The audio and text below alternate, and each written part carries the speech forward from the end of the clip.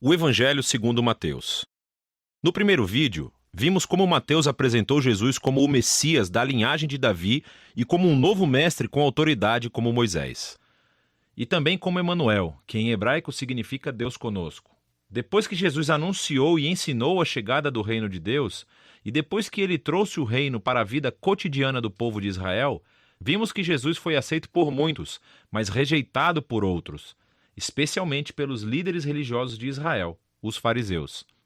Então, a grande pergunta é como esse conflito entre Jesus e os líderes de Israel se desenrolará. A próxima grande sessão, capítulos de 14 a 20, explora todas as diferentes expectativas que as pessoas têm sobre o Messias. Então Jesus continua curando pessoas enfermas e 2 vezes ele até milagrosamente fornece comida para as multidões no deserto. Uma é composta de judeus e a outra é uma multidão não judia. E esse sinal é muito semelhante àquilo que Moisés fez por Israel no deserto. E assim todas essas pessoas estão empolgadas com Jesus. Eles acham que ele é o grande profeta e o Messias, mas não os líderes religiosos. A visão que eles têm do Messias é baseada nas passagens que encontramos em Salmos 2 ou Daniel capítulo 2, sobre um Messias vitorioso que libertará Israel e derrotará os opressores pagãos. E do ponto de vista deles, Jesus é um falso mestre. Ele está blasfemando sobre quem ele é. E então, há histórias aqui sobre eles aumentando sua oposição, tramando um plano para matá-lo. E assim, em resposta, Jesus se retira. E começa a ensinar a seus discípulos mais próximos o que significa ser o Messias de Israel, porque ele não é quem as pessoas estão pensando. Então Jesus pergunta a seus discípulos no capítulo 16, quem vocês acham que eu sou? E Pedro dá a resposta certa aparentemente. Ele diz, bem, você é o Messias, o Filho do Deus vivo. Contudo, fica claro que Pedro está pensando em um rei que reinará vitoriosamente através do poder militar. E Jesus desafia Pedro dizendo, sim, eu me tornarei rei, mas de uma maneira diferente. E assim Jesus começa a ensinar sobre os temas do profeta Isaías, que disse que o rei messiânico sofreria e morreria pelos pecados do seu próprio povo. E assim Jesus estava se posicionando como um rei messiânico, que reina se tornando um servo e que daria a sua vida por Israel e pelas nações. Bom, Pedro e os discípulos praticamente não entendem. E assim Jesus entra no 4º bloco de ensinamentos, seguido por uma série de ensinamentos depois disso. E estes são todos sobre a natureza do reino invertido messiânico de Jesus, que inverte todos os nossos sistemas de valores. Assim, na comunidade do rei servo, você ganha honra servindo aos outros. E em vez de se vingar, você perdoa e faz o bem aos seus inimigos. E no reino de Jesus, você ganha verdadeira riqueza, dando a sua riqueza aos pobres. Para seguir o Messias servo, você deve se tornar um servo. Na próxima sessão, vemos os 2 reinos entrarem em conflito, o reino de Jesus e o do líder de Israel. Jesus vem a Jerusalém para a Páscoa, cavalgando em um jumento, e as multidões o saúdam como Messias. E Jesus imediatamente marcha para o pátio do templo e cria esse enorme alvoroço que interrompe os sacrifícios diários. Suas ações falam mais alto do que suas palavras aqui. Como rei de Israel, Jesus estava afirmando sua autoridade real sobre o templo, o lugar onde Deus e Israel se reuniam. E na visão de Jesus, o templo foi comprometido pela hipocrisia dos líderes de Israel.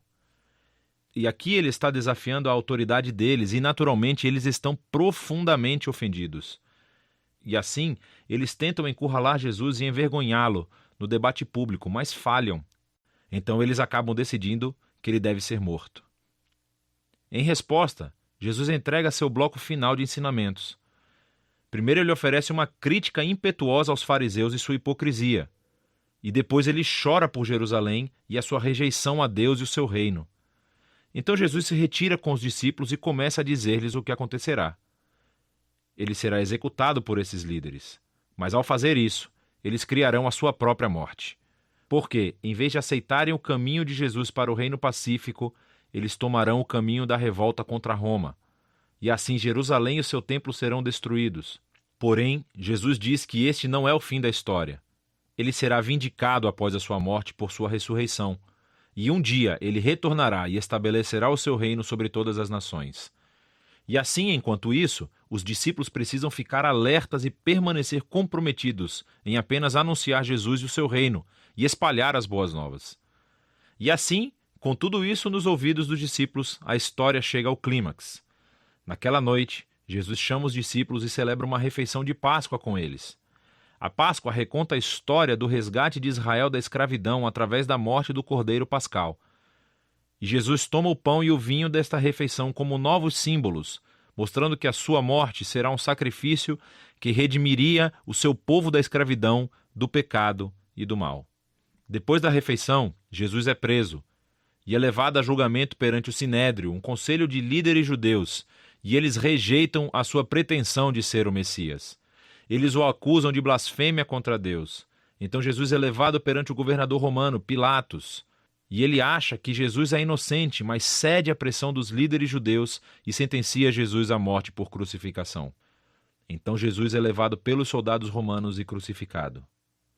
Você notará aqui nessa seção que, assim como Mateus fez nos capítulos iniciais, ele aumenta o número de referências ao Antigo Testamento.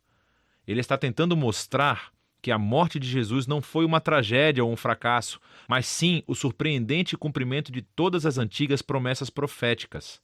Jesus veio como o Messias servo mencionado por Isaías. Ele foi rejeitado pelo seu próprio povo, mas em vez de julgá-los, ele foi julgado em seu lugar, suportando as consequências dos seus pecados. Então, a cena da crucificação chega ao fim e o corpo de Jesus é colocado em um túmulo. Mas o livro termina com uma reviravolta surpreendente, o último capítulo. Os discípulos descobrem no domingo de manhã que o túmulo de Jesus está vazio. E então, de repente, as pessoas começam a ver Jesus vivo dentre os mortos. E o livro conclui com o Jesus ressuscitado, dando um ensinamento final, chamado a Grande Comissão. Jesus diz que agora ele é o verdadeiro rei do mundo. E assim, ele envia seus discípulos para todas as nações com as boas novas de que Jesus é o Senhor.